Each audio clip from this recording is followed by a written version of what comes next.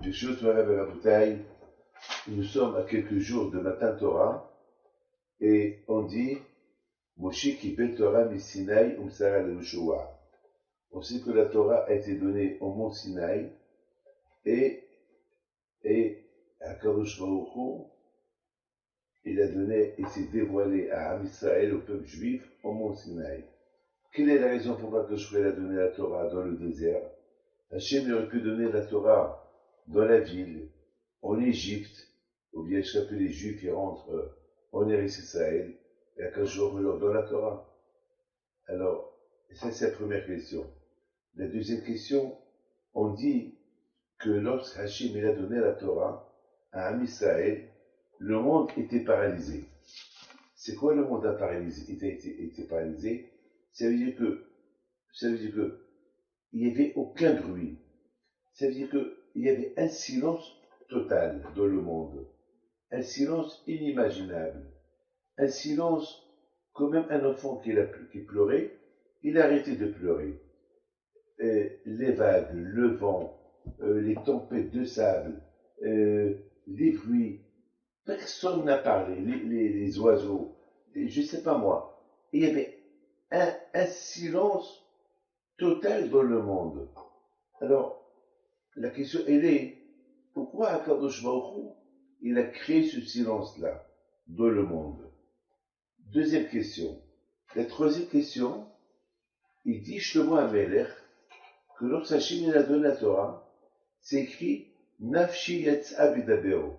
Au moment que Hachem il a dit Anochi, tout le monde, tout le peuple juif est mort. Ils sont morts. Pendant quelques secondes, ils sont morts. La question se pose, quelle est la raison pourquoi Hachem il a fait que les Juifs qui sont sortis de l'Égypte, qui étaient esclaves, qui ont reçu la Torah, pourquoi ils sont morts? Ils sont morts pendant quelques secondes, et après quelques secondes, ils ont ressuscité. Voilà, on a ces trois questions. Première, pourquoi la Torah a été donnée dans le désert? Deuxième question, pourquoi il y avait le silence? Lorsque Hachem il a donné la Torah, il y avait un silence. Troisième question, pourquoi les Juifs, pourquoi pendant le laps de temps que Hachem il a donné la Torah, les Juifs, Hachem il leur a enlevé leur neshama, leur âme de leur corps. C'est ces trois questions qu'on va essayer de comprendre. Mes amis, il faut savoir une chose. Hachem, il a donné la Torah dans le désert. Pourquoi dans le désert? Parce qu'Hachem, il a voulu apprendre au Bnei Israël que pour étudier la Torah, il faut se soumettre à la Torah. Si on veut faire les mitzvot, parce que vous savez, c'est quoi les lois? Les lois, ça veut dire que un patron, il donne des lois. Un patron, il donne des lois. Et les ouvriers, ils sont obligés de respecter les lois. C'est le patron. Le patron, il te paye, et puis le patron, il t'exige des lois. Tu sais, tu rentres, tu travailles chez quelqu'un, il y a des lois à respecter. C'est une chose. C'est pas l'ouvrier qui va devenir patron. Et c'est pas, il va pas, il va pas avoir, chacun fait ce qu'il veut. Il y a des règles, oui ou pas? Il y a des règles. Il y a dans tout. Alors, Kadosh Baruch Hu, il a voulu que les bénis Israël, lorsqu'ils reçoivent la Torah, Hachem, il a voulu qu'ils se rendent déconnectés de tout. Parce que dans la ville, il y a le bruit. Dans la ville, il y a toujours quelque chose à faire. Kadosh Baruch Hu, il a voulu que les bénis Israël, ils sont déconnectés de tout. Ça veut dire qu'il n'y a que le désert, il y a le ciel, et la terre et le désert. Il n'y a que le sable. Il n'y a rien. Vous avez compris? Il n'y a pas de magasin. Il n'y a pas de voiture. Il n'y a pas de personne. Il n'y a rien. Il n'y a rien. Ils étaient tous réunis pour recevoir la Torah des mains de Hakadosh Baruch Hu. Maintenant, il faut savoir une chose qui est extraordinaire. Et c'est la raison aussi pourquoi Hakadosh Baruch Hu, il a fait que le monde entier était calme. il y avait un silence. Pourquoi? Parce que c'est que dans le silence, on se concentre. Écoutez-moi, il y a un cours de temps, il y a un homme qui fait un speech, un des speeches, les meilleurs speeches du monde. S'il y a du bruit, vous n'allez pas écouter. Vous avez compris? S'il y a des bruits, vous n'allez pas se concentrer. C'est impossible. Donc, quand il a fait, à ce qu'il y avait un silence. Comme ça, il n'y a pas de bruit. Il ne va pas avoir quelqu'un qui va dire, ah, j'ai pas entendu un cri. Parce que mon fils, il était en train de pleurer. Parce qu'il y avait une tempête de vagues. Parce qu'il y avait un oiseau qui a traversé ma tête et il chantait, donc Hachem il a dit Anochi. Le mot Anochi, il est resté gravé dans la tête de chaque juif jusqu'à maintenant. N'oubliez pas que Hachamim ils disent que lorsque Hachem il a donné la Torah, Hachem n'a pas donné la Torah uniquement aux gens qui étaient présents là-bas. Hachem il a donné la Torah à même ceux qui n'étaient pas présents là-bas. Comme vous deux là, vous êtes en face de moi. Vous vous rappelez pas de Matan Torah, mais vous étiez à Matan Torah. Un jour, vous n'allez pas dire, vous n'avez pas reçu la Torah. Et un jour, vous n'allez pas dire que vous n'avez pas reçu la Torah. Tout le monde était présent. Tout le monde était présent au moment de Matan Torah. Tout le monde était présent. Tout le monde était présent. Ceux qui étaient là-bas et ceux qui n'étaient pas là-bas. Tout le monde était présent le jour de Matan Torah. Maintenant, on comprend la raison pourquoi beaucoup de fois ça m'arrive que lorsque j'étudie, je vous parle avec expérience. Ça m'arrive que je me dis, mais j'ai entendu ça quelque part. Je veux la parole de l'homme. Parfois, ça m'arrive à dire, mais attends, mais je me rappelle. Parfois, j'ai des visions. C'est pas un shalom, je suis pas prophète. Mais je suis pas prophète. Mais parfois, j'ai une mémoire qu'elle vient à ma tête. Et je me rappelle, j'étais présent. Eh bien, mes amis, c'est ça Matan Torah. Là, quand je vais donner la Torah, Hachem, il a fait à ce que tout le monde était présent. Il n'y aura pas un juif qui va dire, j'étais pas là. J'ai pas écouté Anochi. J'étais pas là. Vous savez, on dit, maintenant, d'après ce que je vous dis, on comprend pourquoi la Torah Hachem, elle a donné la Torah en silence. Pour que tout le monde écoute. Mais j'ai donné une autre raison. L'autre raison que j'ai donnée, c'est parce que, à Baruch il a voulu ce qu'on appelle vous savez, je me rappelle,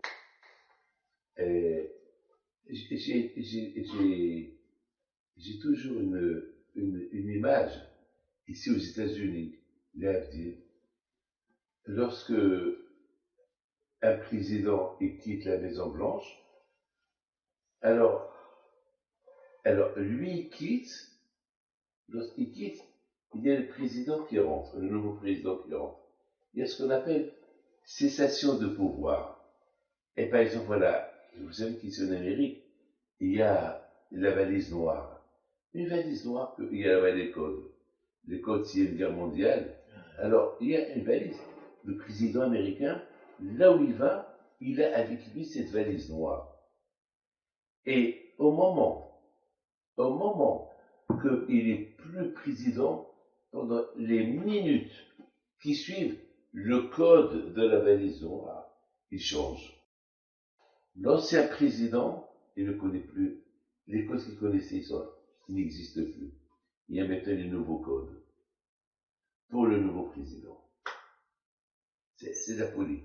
Eh bien, je pense exactement c'est ce qui s'est passé à Matan Torah. À Matan Torah, quand il a dit, bon, depuis la création du monde jusqu'à maintenant, il n'y avait pas la Torah. C'est moi qui ai maintenu le monde avec miséricorde.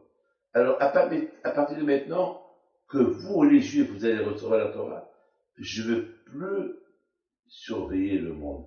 Maintenant, il dépend de vous. C'est cessation de pouvoir. Maintenant, c'est à vous d'étudier la Torah, à vous de respecter les mitzvot pour que le monde y tient. Jusqu'à maintenant, c'est moi qui le tenais. À partir de maintenant, c'est vous qui le tenez. Vous avez compris? Oui. Vous avez compris? à partir de maintenant, c'est vous qui le tenez. Vous savez, j'ai une histoire à vous raconter. Pour vous dire l'importance de la Torah qu'on a reçue. Regardez Rabbi Shimon Bar Yochai.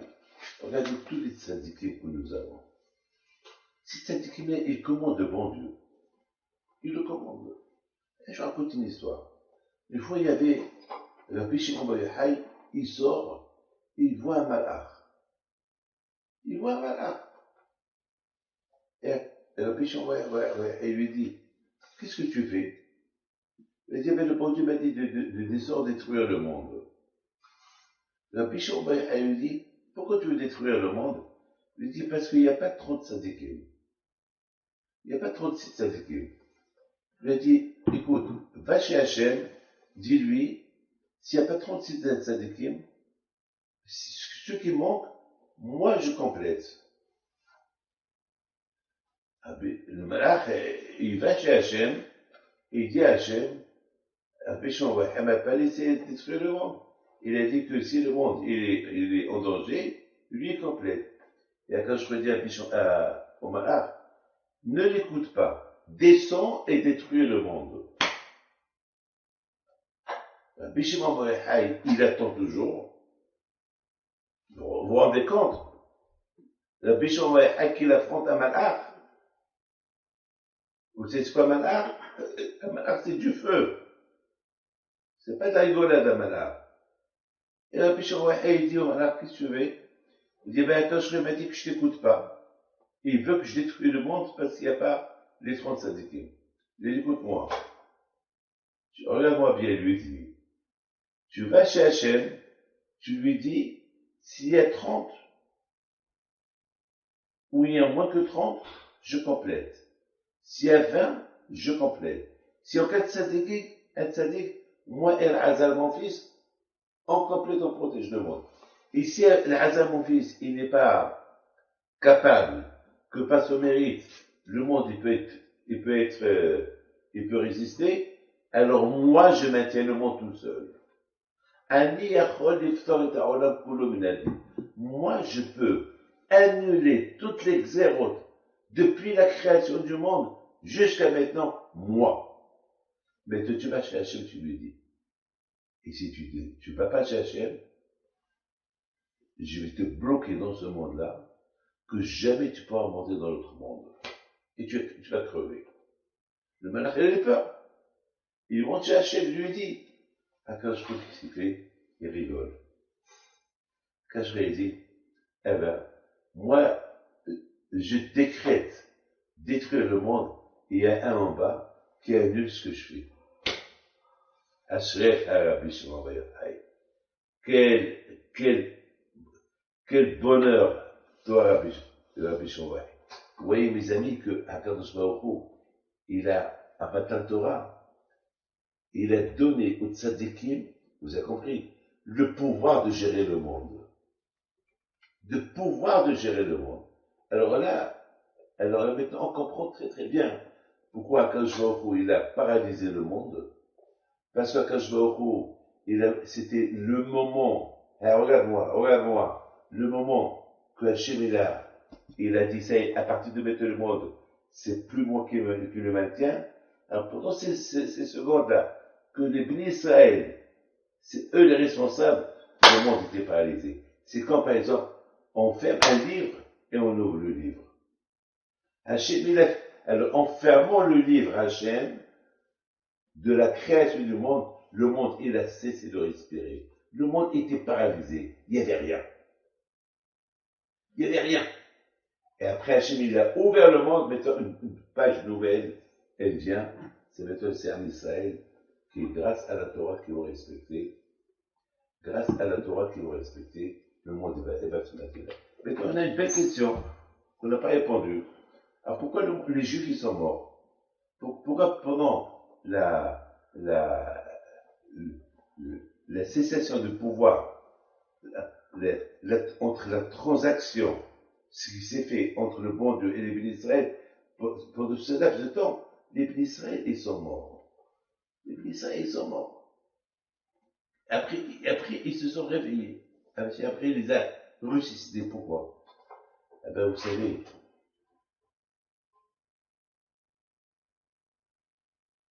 ça c'est un ce que j'ai eu. Et je dis, merci à Hachem qui m'a ouvert la tête pour comprendre ce que je vais vous dire. Vous savez que Akadosh Baruch Hu, lorsqu'il a créé Adam Arishon, Hachem il a créé Adam Arishon à ne jamais mourir. Le but de la création du monde, c'est de rester éternel. C'est comme un Gan Eden, vous comprenez?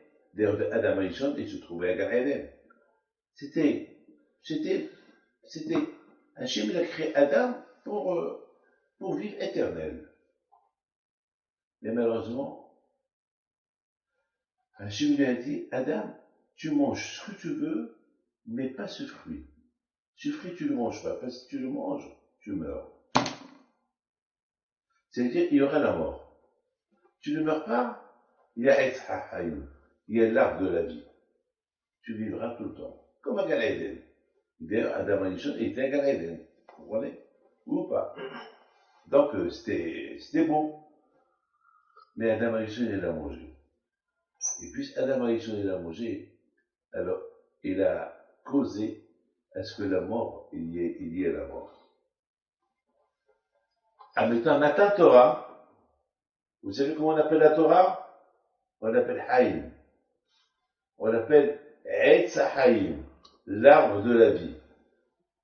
Cette Torah qu'on va recevoir à Shavuot, elle s'appelle l'arbre de la vie. Et bien, mais c'est la vérité. On kiffe la Torah. On vit la Torah. Lorsqu'on on respecte la mitzvot, on est heureux, on est content. On est heureux, on est content. La Torah nous donne la joie de vivre. La Torah, c'est l'antidépresseur. La Torah, c'est l'antidéprime. Mais, la Torah donne la joie. Lorsque tu vis Shabbat, tu kiffes. Et les gens qui ne respectent pas Shabbat, ils sont toute la journée au téléphone. Toute la journée, ils travaillent. Moi, le Shabbat, tu as un jour de repos. Ta tête, elle se repose. Moi, j'attends le Shabbat toute la semaine. Depuis samedi soir, j'attends déjà le Shabbat.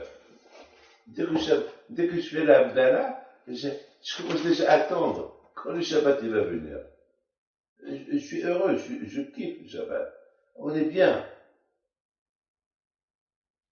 Donc, à la mitzvah, la Torah, elle nous donne, qu'est-ce qu'il dit David Ameller? Ma ahavti Toratecha, kol hayom misehati. Combien j'aime la Torah. Toute la journée, c'est mon kiff, je la kiffe. Mais je vous donne un parole d'honneur. Moi, David Pinto, s'il n'y avait pas la Torah, je ne sais pas, qu'est-ce que j'aurais fait? Jamais j'oublierai, il y avait quelqu'un il m'a dit, Rabbi David, j'ai envie de te voir sourire. Comme ça, Hachem est témoin. J'ai envie de te donner un gros don pour terminer ta yeshiva. La première yeshiva que j'ai construite à Ashdod. J'avais besoin d'une grosse somme d'argent. Vous savez, elle a coûté des millions de dollars, elle a coûté la yeshiva d'Ashdod, la grande. Écoutez, je vous raconte cette histoire il y a à peu près 20 ans. 20 ans. Et puis un jour, je me trouvais à Montréal. Il m'appelle, il me dit, Rabbi David, il faut que je vous voie aujourd'hui. Je dis, ben, je suis à Montréal. Il m'a dit, alors, je viens à Montréal, il faut que je te voie. Je lui ai dit, vous savez, que je prends l'avion pour aller en Israël. Il m'a dit, ah ben, je viens, on se voit le bon Dieu est témoin. Hachem est témoin. J'étais à l'aéroport, je l'attendais, et je devais prendre l'avion pour aller en Israël. Et de loin, je le vois sourire. Et dans ses mains, il y avait un papier, un chèque. Au départ, je ne savais pas c'est quoi. Mais après, j'ai vu que c'était un chèque. Il m'a dit, Rabbi, I want to see you smiling. Le bon Dieu, il est témoin de ce que je vous dis. Je lui dis, smiling. I smile already. I'm happy to see you. No, no, no, no, no. I want the real smile. Open it. Open it. Ouvre-le. Alors, je prends le chèque du jour. Il y avait une grosse somme d'argent. De quoi compléter le binyan. Je le regarde. Je lui dis, it's too much. C'est beaucoup. Il me dit, Rabbi, why is you smiling? Où est ton sourire? Je lui dis, sourire pourquoi?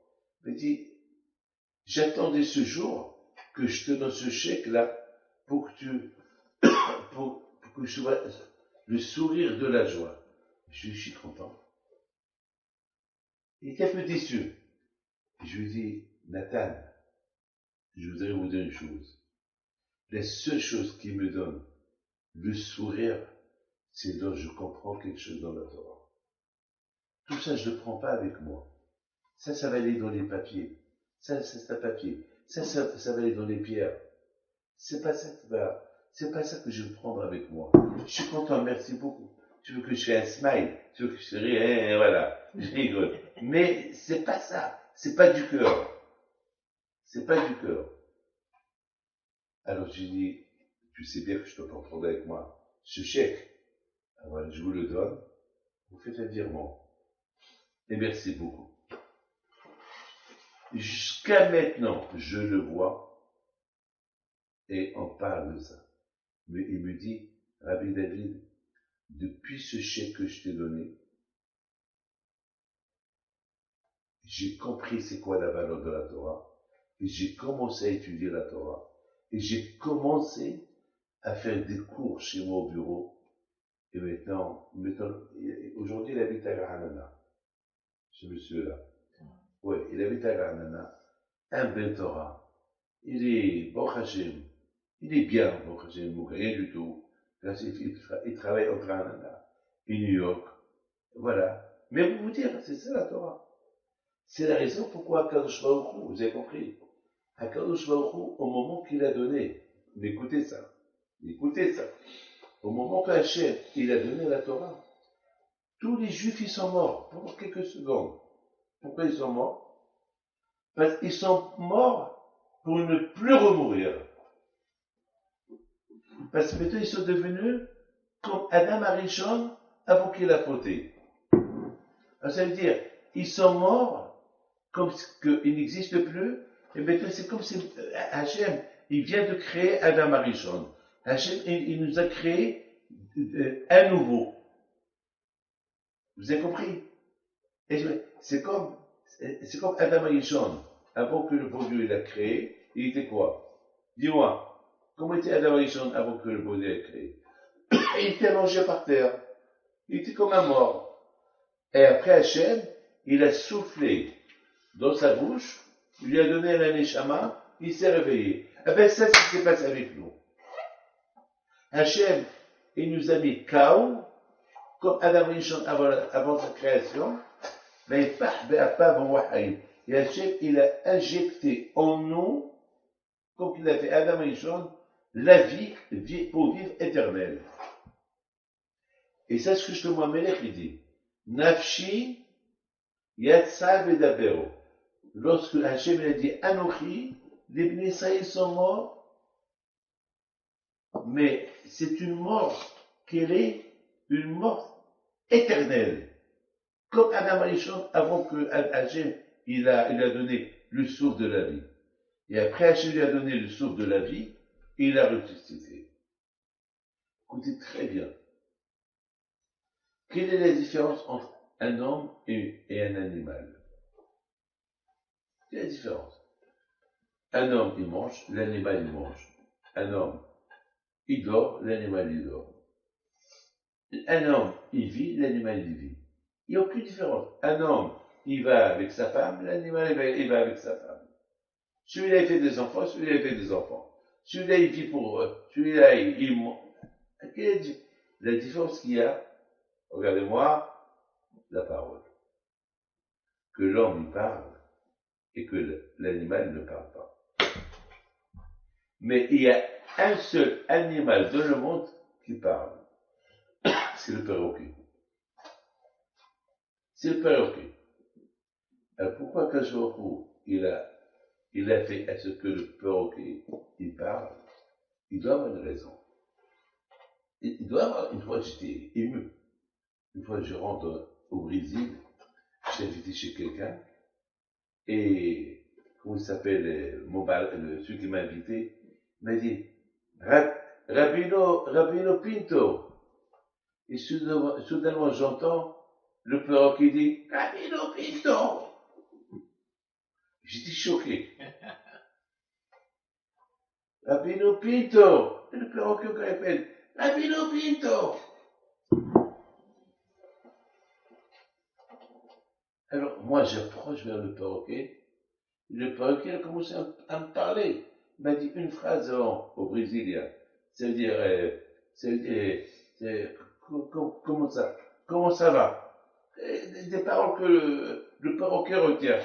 Lui, il comprend ce qu'il me dit, moi, je ne comprends pas ce qu'il dit. Donc, lui, il est mieux que moi.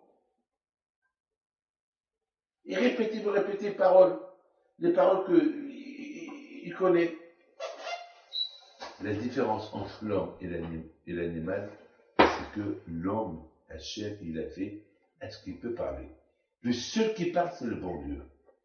Et Hachem, il a fait à ce que Adam il parle. Et pourquoi Hachem, il a fait que Adam il parle? Pour que Hachem, il montre à Adam que c'est lui le patron. Voilà, tu es comme moi. Moi, je suis le bon Dieu, je suis là-haut. Toi, Adam, tu es en bas. Moi, je gouverne d'en haut, toi, tu gouvernes d'en bas. Mais vous vous rendez compte quel kavod Hachem il a fait Adam Rishon. Nafshi yatsa bidabero. Donc, la différence entre l'homme et l'animal, dibour, la parole. L'homme, il peut penser, oui ou pas. Il peut agir, il peut parler. Il peut passer à l'action. Ben, l'animal aussi, il fait que trois choses, sauf la quatrième, laquelle il peut pas parler. L'homme, hein, l'homme, il peut penser, l'animal, il pense. L'homme, il peut sauter, l'animal, il saute. L'homme, il peut passer à l'action, l'animal peut passer à l'action. L'homme, il parle, l'animal, il parle pas. C'est ça le plus. Akadosh Baruch Hu, il a fait que l'homme, il meurt à Matan Torah, comme ça il se réveille avec le Kouah Hadibour, comme ça il se réveille avec une force de parler quoi? Vidibat Kabam, par le Torah.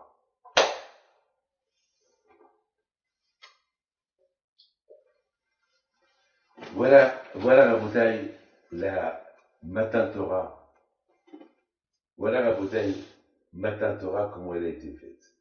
Alors, on a compris pourquoi Hachem il a donné la Torah dans le désert, pour ne pas qu'on ait perturbé, pour ne pas qu'on dise que, parce que le bruit de la ville m'a dérangé. Voilà, on comprend pourquoi quand je vais ouvrir la paralysé le monde, pour qu'il n'y aura aucun qui va dire, au moment que Hachem a dit Anochi, j'ai pas écouté le mot Anochi, donc je ne crois pas. Et pourquoi l'homme, il est mort? Parce que il est mort pour que Hachem, il le purifie de toute la tombe qu'il avait. Vous savez que l'homme, il peut être le plus grand rachat du monde. Dès qu'il meurt, il devient sadique. C'est tout le mal est passé. C'est pour ça qu'on dit qu'un converti, on dit un converti qui s'est converti au judaïsme, on dit qu'il ne l'a damné, comme s'il vient de naître. Une femme, elle est tamée, elle est impure, et la seule chose qui la rend pure, quand elle descend au mikvé. Et pourquoi le mikvé la rend pure? Pourquoi le mikvé rend pur l'homme, un homme il est tamé, lorsqu'il descend dans le mikvé, il devient pur. Vous savez pourquoi? Quoi? Il peut rester il peut prendre une douche toute sa vie, et la douche ne va pas rendre l'homme ou la femme pur. Surtout la femme. Quelle est la raison? J'ai vu Rabbi Nachman Breslev qui rapporte, je crois, du Zohar. Il dit que la mort est purifiée. La mort est purifiée. La mort, c'est la plus grande punition. Vous avez compris ce que je vous dis? La mort, c'est la plus grande punition. Jamais j'oublierai quelqu'un qui a fait un testament et il est venu que je le signe. Il voulait que je suis témoin du testament qu'elle a fait. C'est des billions de dollars. Donc j'ai vu le testament. Ce monsieur-là, il avait 58 ans, mais il avait la maladie, la grave maladie, et je vois, et à quoi je pensais. Tout ça, ça reste là, il prend rien du tout avec lui. Donc je voyais les chiffres, je suis devenu fou. J'ai jamais vu des chiffres comme ça dans ma vie. Il y avait 10 avocats, 10 avocats, et moi j'étais là, et alors, il est dit, il sentait long, il y a un problème. Je lui dis, oui, un grand problème. Alors, les avocats, ils se voient, what the problème? Le problème, c'est que ce monsieur-là, il a travaillé toute sa vie, il s'est privé de tout, pour tout laisser, pour tout donner gratuit. Il prend rien du tout avec lui. Il prend que 3 mètres de tissu avec lui. Il s'est choqué. Il s'est choqué. Hachem, il a voulu que l'Israël, il goûte pendant quelques secondes, avant qu'ils aient reçu la Torah. Hachem, il a voulu que les Juifs, ils goûtent la mort. Une fois qu'ils ont goûté la mort, Hachem va les ressusciter. Après, ils vont trouver le goût de la vie. C'est quoi vivre? C'est bien de vivre et de ne pas mourir. Alors Hachem lui a dit, alors voilà, je vous donne. Adam Rishon, je lui ai donné une chance. Il a fauté, il a apporté la mort. Alors maintenant, voilà, je vous donne une chance. Vous avez goûté la mort. Maintenant, vous allez goûter la vie. Maintenant, vous savez, c'est quoi la mort, c'est quoi la vie? Alors, je vous conseille, vivre. Alors maintenant, nous, entre nous, on sait qu'on va mourir. On sait qu'on va mourir. Mais, on sait très bien que, pendant qu'on vit, et lorsqu'on vit avec la Torah, on ne goûte, on vit dans la Torah. Vous avez compris? La Torah, elle nous donne le pouvoir de vivre. Et on kiffe la vie. Hachem, il a voulu qu'on goûte la mort et on goûte la vie. Ah, écoutez-moi. Avant, on vivait, mais on vivait sans Torah. Avant Matan Torah. On vivait en Égypte, mais on vivait sans Torah. Vivre sans Torah, c'est comme la mort. Maintenant, Hachem, il a voulu qu'on goûte, c'est quoi la mort. Et maintenant, on va goûter la vie et on va faire une différence entre la vie et la mort. Quand Moshe Rabbeinu, il a dit au peuple d'Israël, إني نتتي لكم حي והמוות ובחרתם בחיים. Voilà, je vous donne la vie et la mort, et choisissez la vie. Alors c'est la raison pourquoi quand je il a porté la mort à Matan Torah, pour que les Juifs, ils fassent la différence entre ça et ça. Je vais vous raconter une histoire spectaculaire que jamais vous avez entendue. Vous savez que lorsque Napoléon, il a fait la guerre, lorsqu'il a fait la guerre contre les Russes, à un moment donné, il voyait qu'il ne gagnait pas la guerre. Alors, il s'est déguisé pour aller voir comment ça marche. Pour voir un peu la situation de l'armée. Il a fait l'espion. Mais il y a 2 soldats russes, ils l'ont reconnu. Parce que Napoléon était petit de taille, ils l'ont reconnu. Ils l'ont suivi. Napoléon, il s'est rendu compte qu'il est suivi. Il a couru, il avait un monsieur qui vend des chaussures. Il rentre chez lui. Il dit, je t'en prie, sauve ma vie. Je suis Napoléon. Et Napoléon, moi aussi je suis Napoléon. Il dit, Moshe, c'est pas l'heure de la rigolade. Je suis Napoléon. Napoléon? Napoléon? Mais Napoléon, il est en train de nous faire la guerre. Je t'en prie. Je suis venu pour espionner. Et là, vous savez bien que les Russes, ils sont pas bien avec vous. Alors, sauve-moi. Et je vous donnerai la parole d'honneur. Alors là, le monsieur, il a commencé à comprendre. Il dit, bon, ici, c'est un magasin de chaussures. Où tu veux que je te garde? Il y a cette chambre-là, il y a des milliers de chaussures. Cache-toi entre les chaussures. Et tout de suite, c'est ce qu'il a fait. Ils l'ont caché. Les soldats, ils arrivent. Et quelqu'un est rentré là? Non, regardez. Un monsieur, il est comme ça, comme ça, comme ça. Non. Bon, on cherche. Ils cherchent. Ils avaient des fusils avec des lames. Et ils allaient vers les chaussures. Il faisait rentrer l'arme. Vous savez, il était fusé avec un couteau. Entre les chaussures. Bon. Bon, si jamais il y a quelque chose, vous me le dites, ils sont partis. C'est vrai. C'est Napoléon. Alors voilà, il enlève les chaussures. Ouf, ça pue! Ouf, ça pue! Ben, heureusement qu'il y a des chaussures. Ceux qui ont sauvé ta vie. Bon, après une semaine qu'il a caché, il a dit, mais je vais repartir. Il dit, je te donne un conseil, habille-toi comme un juif, comme ça, personne ne va faire cas de toi. Napoléon, il lui donne sa bague. Il dit, voilà ma bague. Il lui a écrit un papier. Si tu viens à Paris, Napoléon saurait comment te récompenser pour ce que tu as fait pour moi. Tu as sauvé la vie de l'empereur français.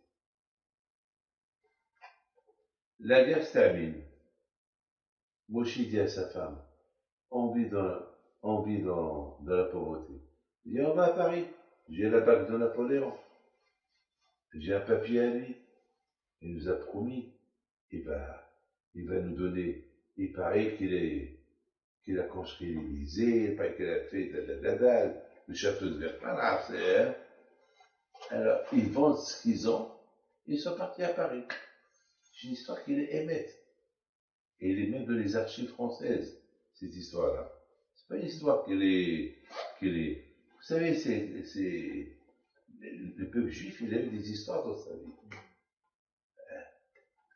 Alors, comme je ne vais pas rentrer dans les détails, Jared Kushner, il est rentré dans l'histoire, c'est un juif, et c'est lui qui a, qui a travaillé pour les accords d'Abraham, l'accord avec le Maroc, Israël et le Maroc, et avec les Émirats, et même avec l'Arabie Saoudite. Pour vous dire, il est rentré dans Begin, c'est un juif, il est rentré dans l'histoire avec le Kiddush Hashem qu'il a fait. Jamais j'oublierai, lorsqu'il est devenu président, le premier israélien, la première chose qu'il a fait, il a pris la kippa, il l'a mis sur sa tête. Et jamais j'oublierai. Il y a des gens qui lui ont dit, le monde entier te voit, ne fais pas ça. Il leur a dit, eh ben, le monde entier, il va voir que je suis juif. Je suis juif avec la kippa, il a pris un misement de Téhélim, il l'a lu. Jamais j'oublierai ça. Ça m'a choqué. Donc à Bouteille, ils partent à Paris, ils arrivent à Paris, ils vont au palais. Bien sûr qu'ils veulent faire entrer. Alors il a commencé à parler avec eux en russe, personne n'a compris. Mais tout ce qu'il a montré, c'est la bague de Napoléon. Et le papier, l'écriture de Napoléon, là, c'est ce qu'ils ont compris. Ils ont apporté des gens, et puis ils ont compris que ils connaissent Napoléon. Et là, la vague de Napoléon, au départ, ils l'ont arrêté. Pourquoi? Il a commencé à parler, il a dit, j'ai sauvé la vie de Napoléon. Mais Napoléon me connaît. À l'époque, il n'y avait pas de téléphone, il n'y avait pas de texto, il n'y avait rien du tout. Alors, donc, il y avait un bruit pendant quelques heures, et vous voyez que Napoléon lui-même, il sort, mon chef! De loin, il va vers lui, il l'accueille, il l'embrasse, et alors tout le monde a vu que Napoléon lui parlait le russe, il leur a dit, vous restez là, il a mis à leur service une suite, des gens à l'oreille, il a porté le rabbin pour le préparer le repas cachère, il a vécu, et à un moment donné, le russe a dit à sa femme, Paris c'est pas pour nous, on va retourner chez nous. Ils vont chez Napoléon, ils lui disent, merci beaucoup, on peut rentrer chez nous à la maison. Il leur a dit avec plaisir, il leur a préparé de l'argent, les gâteaux entre-temps, il y a eu la paix avec la Russie et la France, et ils ont signé des accords. Et puis voilà, à un moment donné, Moshe, il dit à sa femme, j'ai une question à poser à Napoléon. Sa femme lui dit, elle m'a boule, espèce de fou. Toi, tu parles trop, tu es un juif. Tu parles trop. Attends, c'est Napoléon, c'est pas ton copain. Oui, mais tu vois comment il se comporte avec moi, on est des copains, je peux. Napoléon, c'est Napoléon. Toi, c'est Moshe. Lui, c'est Napoléon. Lui, c'est le roi. Toi, tu es le pauvre. Avec tout ce qu'il t'a donné, il peut tout te reprendre. Alors, ferme-la.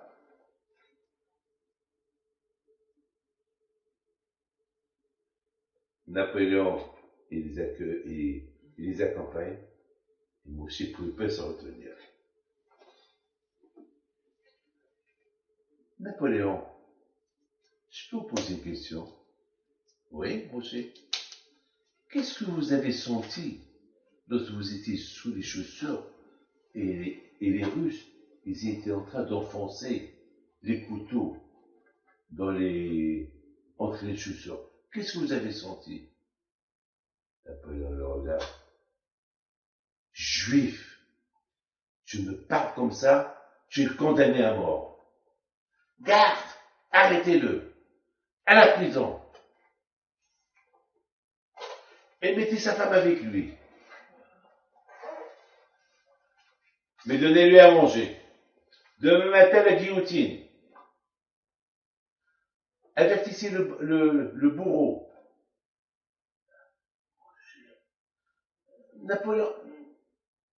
Napoléon, je suis plus un Napoléon là.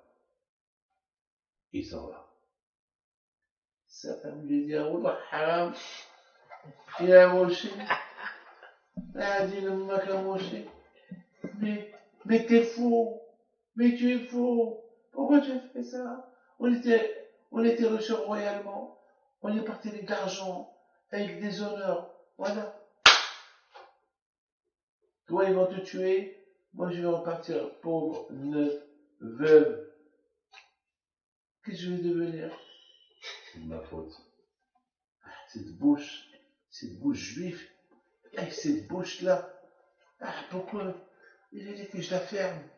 Il a dit que je me la ferme. Bon, la compagnie, le matin, il se réveille, il entend la musique. La musique de la mort. Et voilà, il sort, on la porte, on l'attache. Et il voit la garde. Partout, il y a la garde. Et la guillotine qui est là. Le couteau qui est là. Et il y a le rabbin qui est là. Je suis le rabbin, je suis occupé de la cache-route pendant le laps de temps que tu es là. Maintenant, on va faire Shema Israël ensemble. Ah, il monte les escaliers.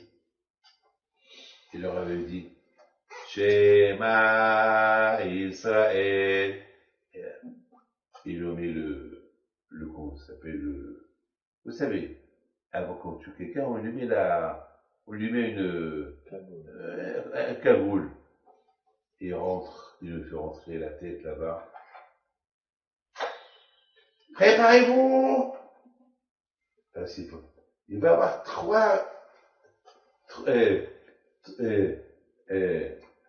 free raffles. Il va y avoir trois, comment ça s'appelle, trois tirs de balles, trois tirs, et après le troisième, c'est la guillotine le temps. Première balle! Schéma. Deuxième balle, pam! Troisième, il entend le moussilateur Napoléon qui lui dit, alors qu'est-ce que tu sens maintenant?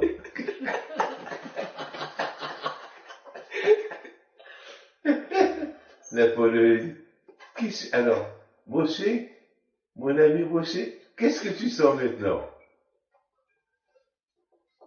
Il dit, Napoléon, pourquoi tu m'as fait ça? Tu m'as tué!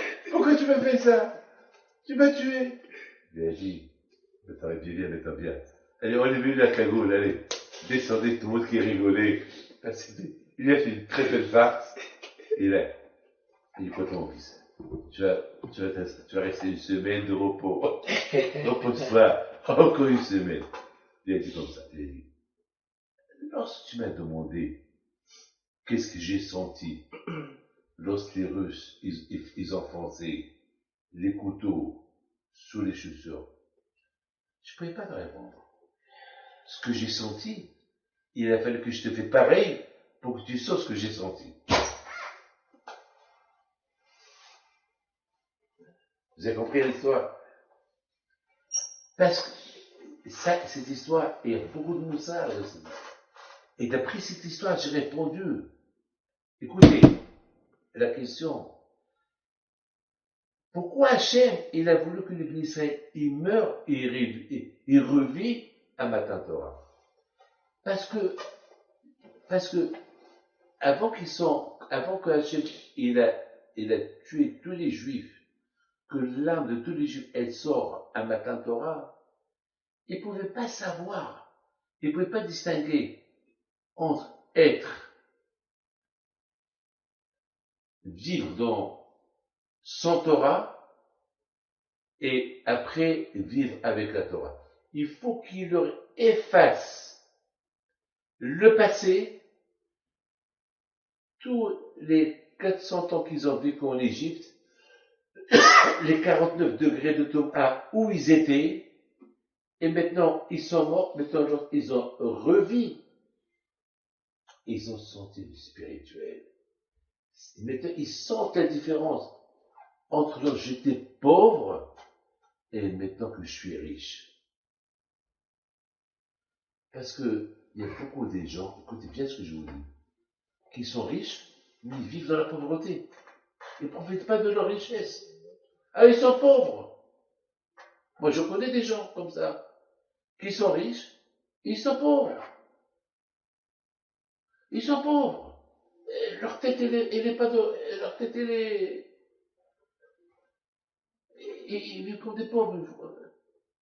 Quand j'aurais voulu que les bénis Israël, ils font une différence entre la vie qu'ils avaient avant, maintenant il y a la mort, et maintenant il y a la vie.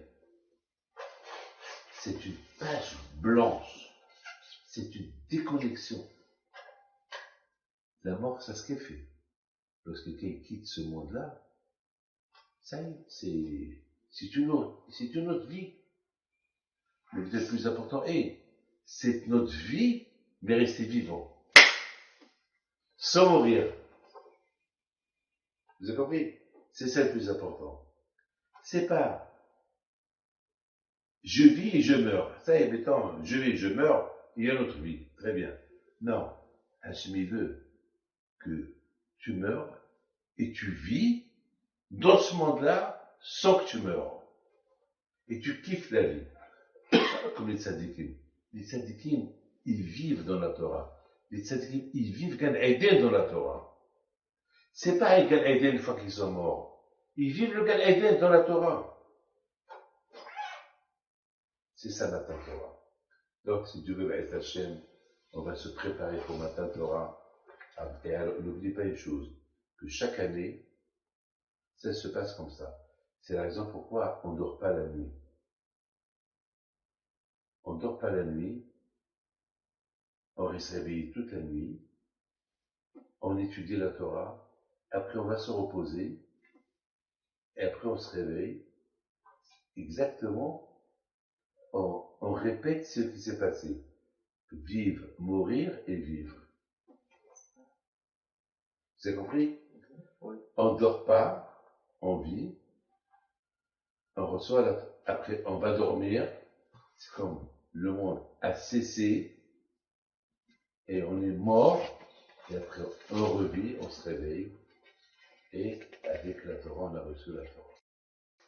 Que le bon Dieu vous protège, vous donne votre Laha, et que vous passez à vous tous une bonne soirée, et que Hachem vous protège jamais.